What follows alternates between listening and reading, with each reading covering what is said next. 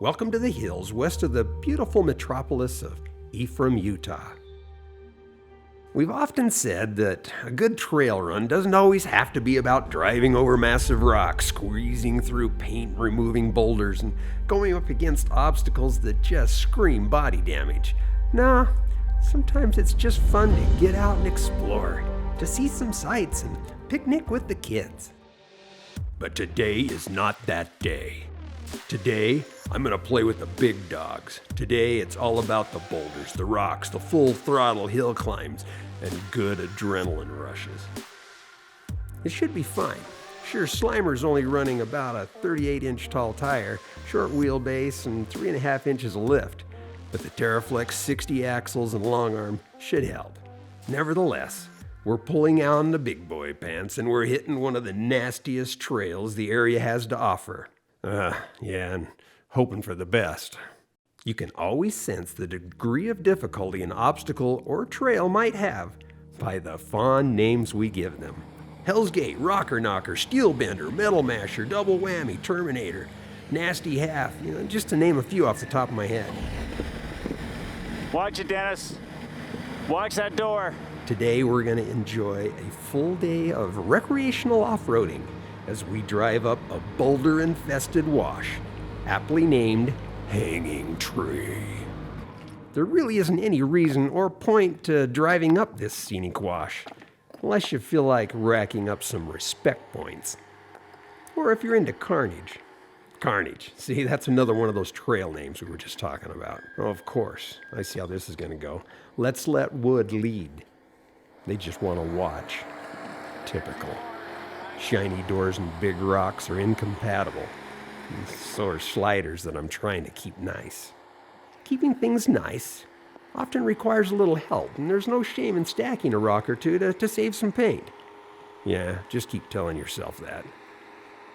It helps to ensure that there aren't a bunch of busted up, shouldn't even be here rigs jamming up the trail. Any good trail worth its name should have a gatekeeper. Yeah, maybe I should have taken the hint. Controlling these new JLs is a whole new driving experience. The 2-liter turbo will surprise you when it hits. And the JL really doesn't like to be driven, gassing and braking at the same time for control. It takes some getting used to.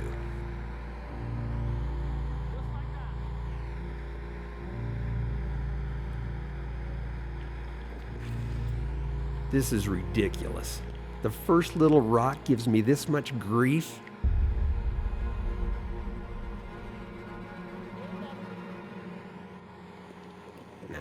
No, wait. You saw me drive it with ease.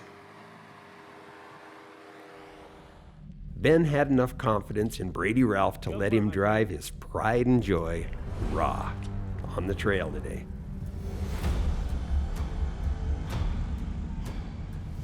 It's a stretch to a 105-inch 6-liter LS 2-door conversion that TeraFlex built for SEMA a few years back. Full float 70-wide Terra 60s and an Atlas, and BFG 40-inch stickies on Raceline Monster beadlocks. Raw is really a work of art.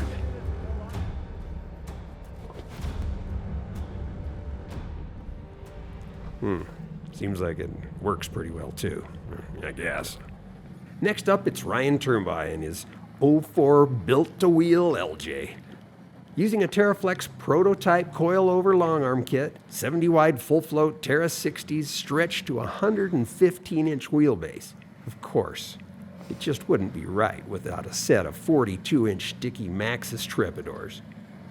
My advice is not to wheel with Ryan. He just makes you look bad. Oh no, he slipped off the rock. Yeah, like it matters.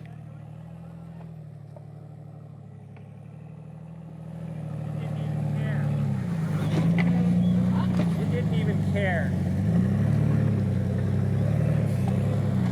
That was awesome. He just didn't care.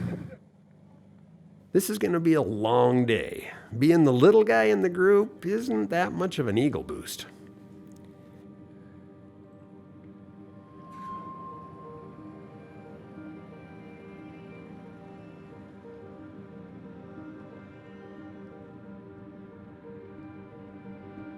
This trail changes every year depending on how the snow melt was released down the wash. And it's nasty this year. This trail/wash doesn't really go anywhere, but crawling it is guaranteed to take you there. When there's a rare breather from the constant boulders, it's kind of nice. After all, this is 10 miles of respect-demanding rock, and it takes continuous focus.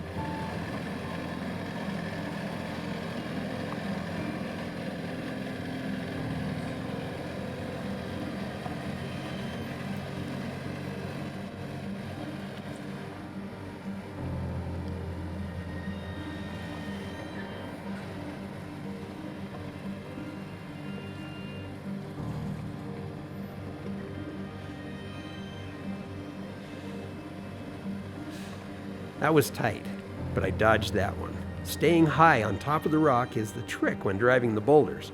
It just keeps all those things underneath from dragging and hanging you up. Brady has no interest in damaging the side of Raw.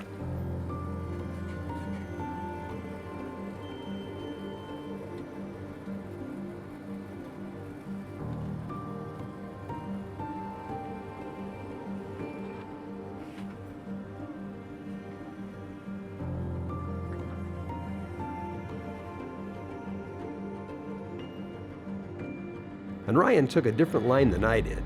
Wheelbase and tire size are big determining factors in how an obstacle can be driven. One of the things that I like about wheeling with capable rigs and good drivers is that no one's in a big hurry to throw on the spotter shirt and start yelling directions. Truth is, we're probably too lazy to get out of the Jeep. But hey, let the guy drive. Let them pick their lines. If they're doing something really stupid and they're gonna die, of course, help them out. And asking for help, it's a good sign of sanity. No sense busting up your rig over pride when a good spotter can save your hide. 42-inch stickies and Ryan's rig are just impressive.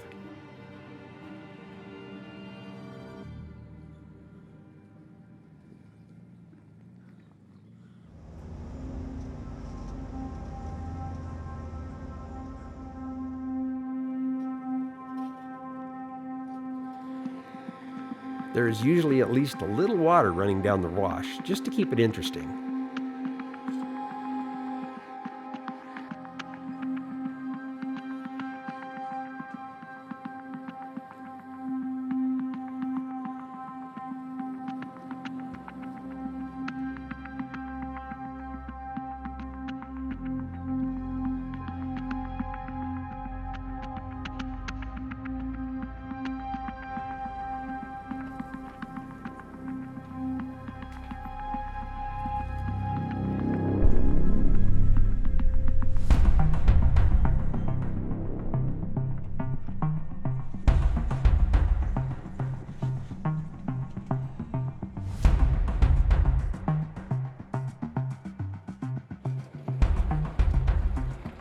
Yeah, that looks like a nice obstacle.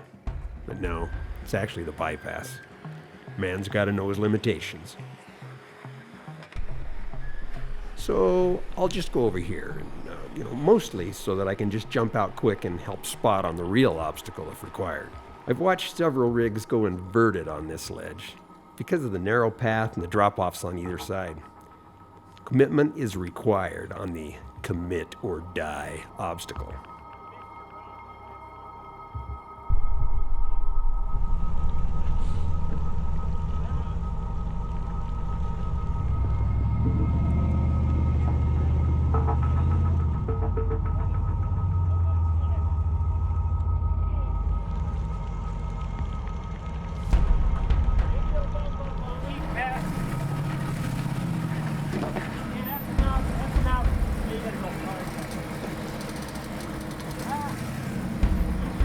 It's always good to feel an obstacle a little, but when it's time to commit,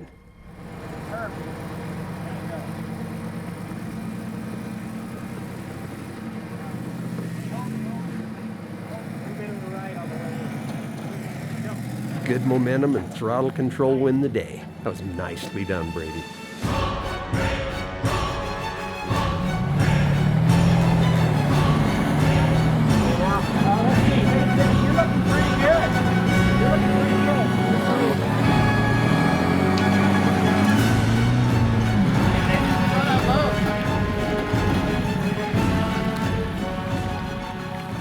When Ryan unleashes his mighty LJ, things look easy. I just stayed out of the way.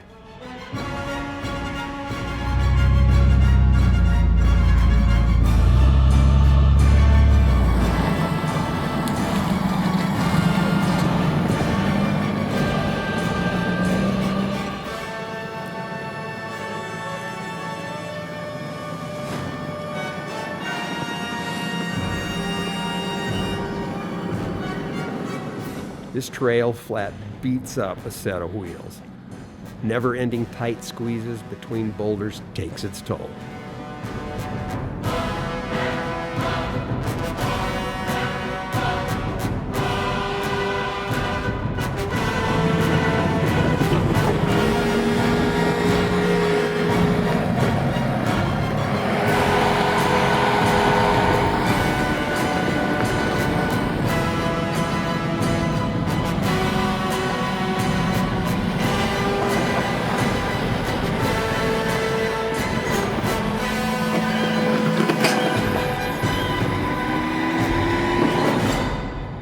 The occasional log, ledge, and side hill into a boulder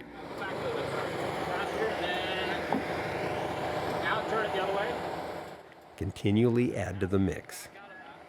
Hanging Tree is a trail that will keep you focused and driving the entire time. Start looking at the scenery, changing the tunes, or searching for a drink, and you could find yourself in a situation.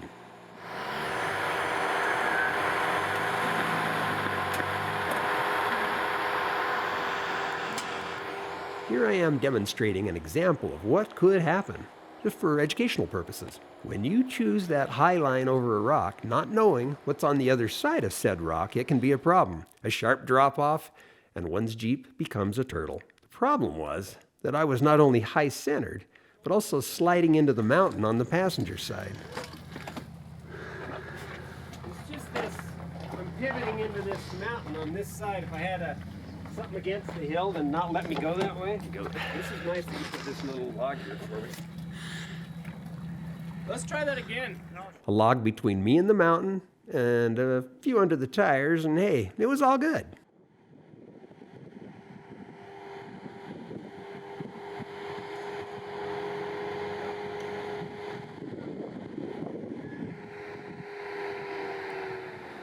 Having friends along to help with recovery is, shall we say, helpful.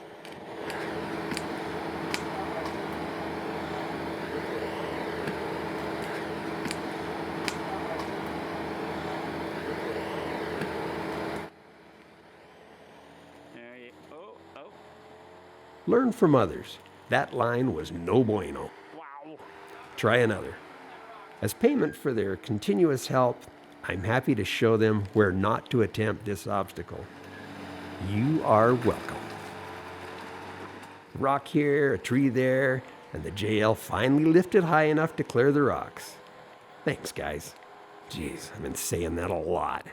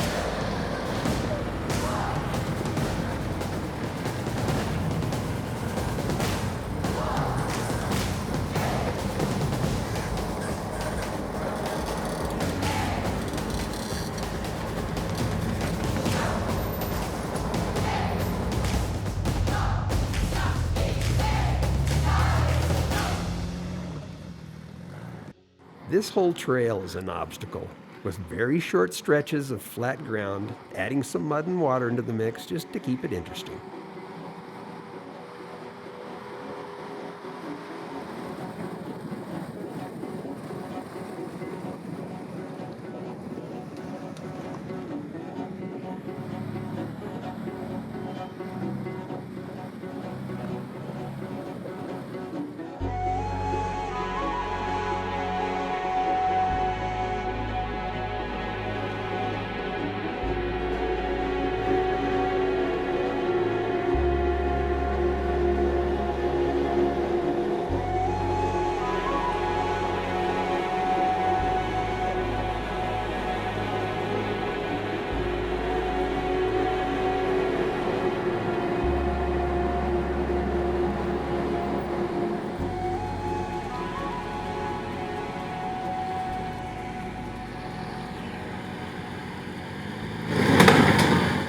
I heard that.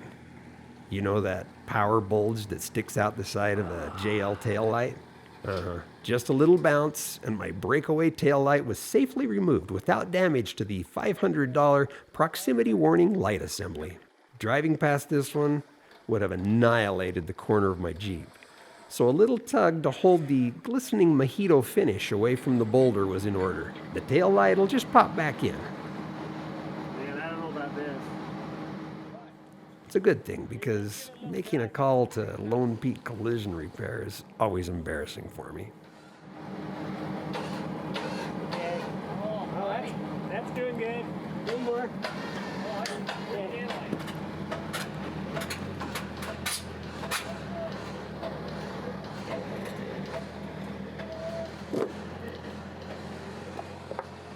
Stupid rocks anyway.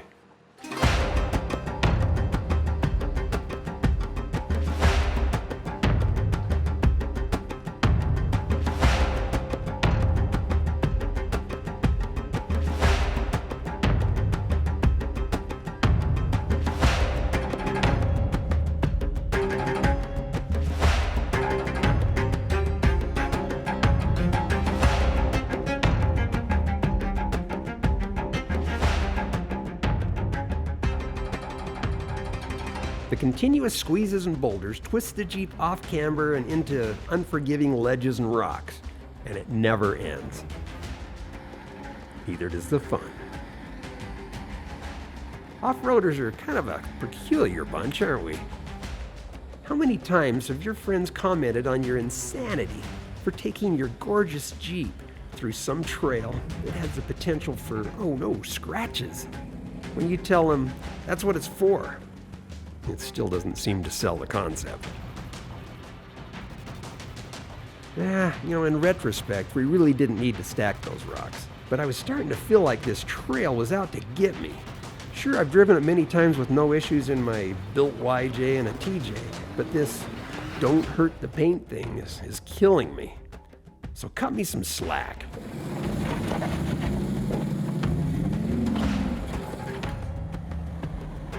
Ryan's LJ, of course, just hit the ledge straight on. Freaking show off.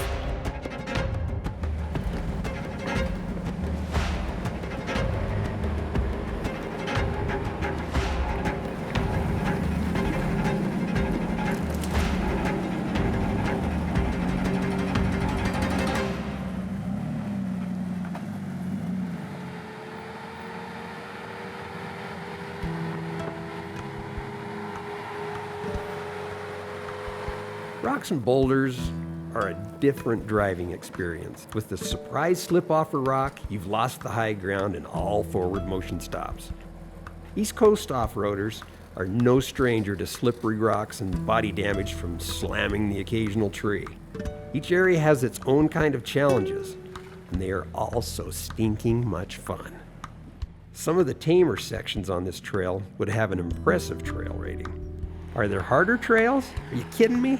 I'll bet there are harder trails, but Hanging Tree will flat get your attention.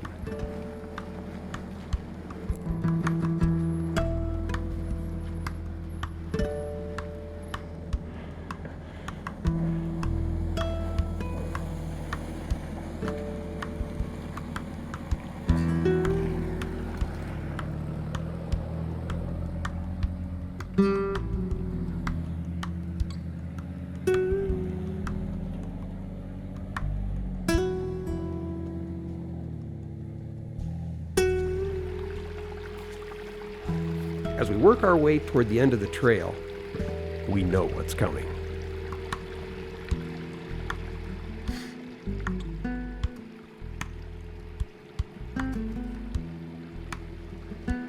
You know how those pictures never seem to do justice to that steep and amazing climb that you just made with your Jeep, or how crazy that off-camber side hill was? Yeah. Well, this little jewel right here is all about momentum.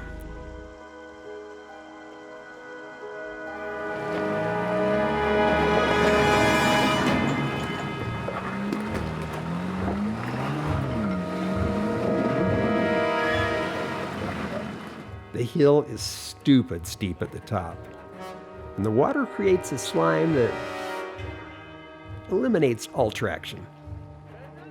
This is a total throttle and slide fest. It's awesome. You know what? I think we should call this waterfall Slimer.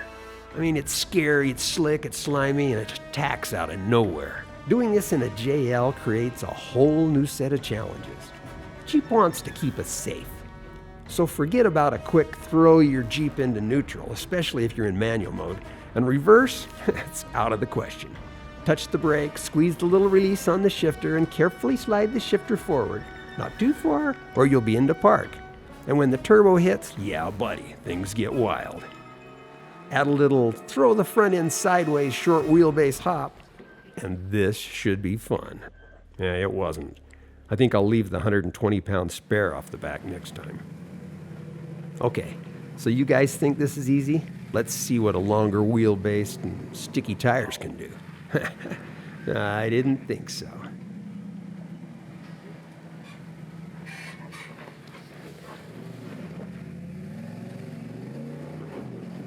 But it sure looks like he's doing better than I did.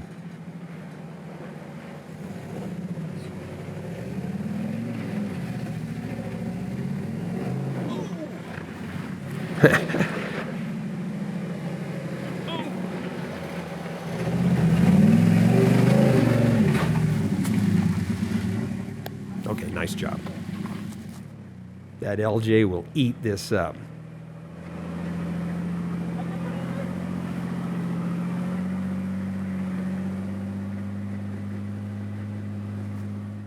The good news is he didn't make it on the first try. I'm going to hold on to that.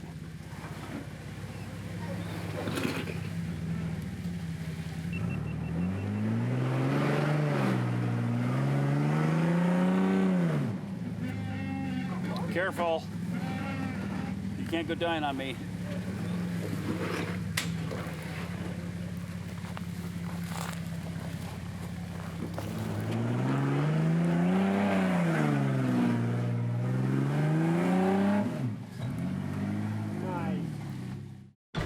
No one will say I gave up easy.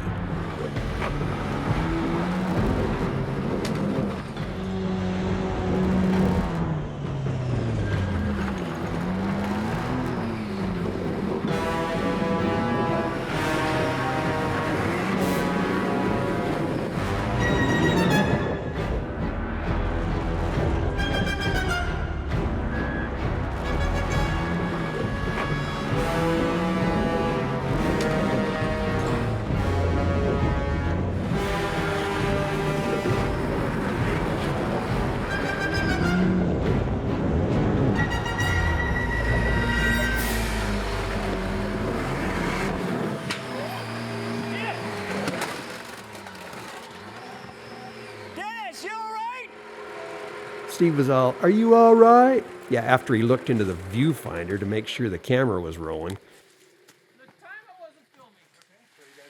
This is technically a flop, not a roll.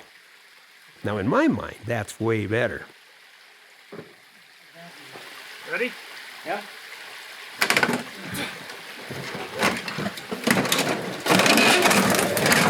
Okay, maybe not. Maybe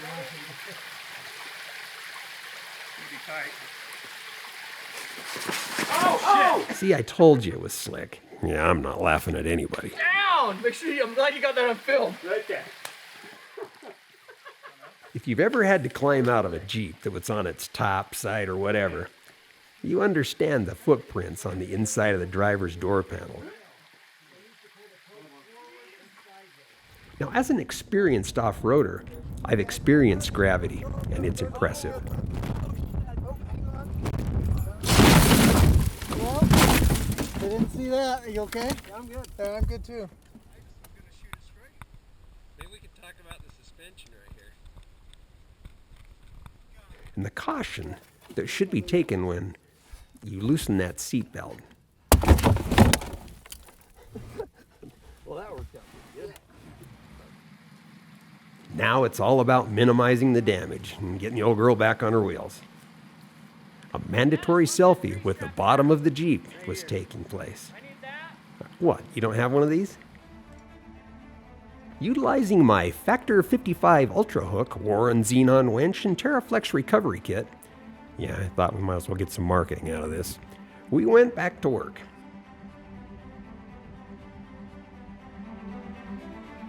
It's all about the angles. The snatch block to the tree redirects the pull from raw to the Slimer roll cage.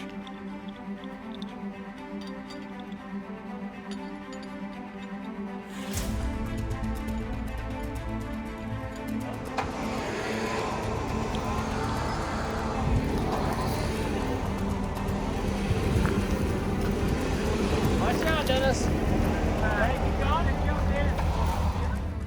The winch on the front keeps me from sliding and doing any more damage.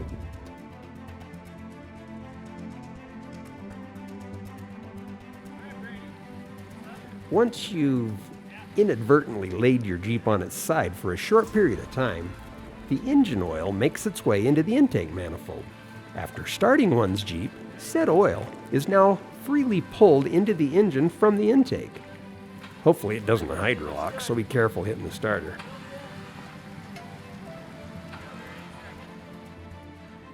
It wasn't a hard pull, so we had the poor thing back on its feet in no time. We fired it up. Ready?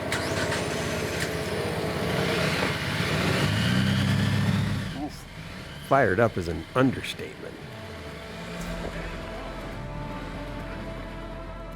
And pulled it up the waterfall. Can you believe that? We got an emissions problem. I only hit the corner and top of the cage. That, friends, is how you do a careful flop. Didn't even touch the mirror. I am so proud.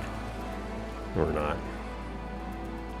I don't think I've ever seen a recovery smoke screen with such dense smoke in such massive quantities since Spy Hunter. But campers in the area enjoyed a mosquito-free evening.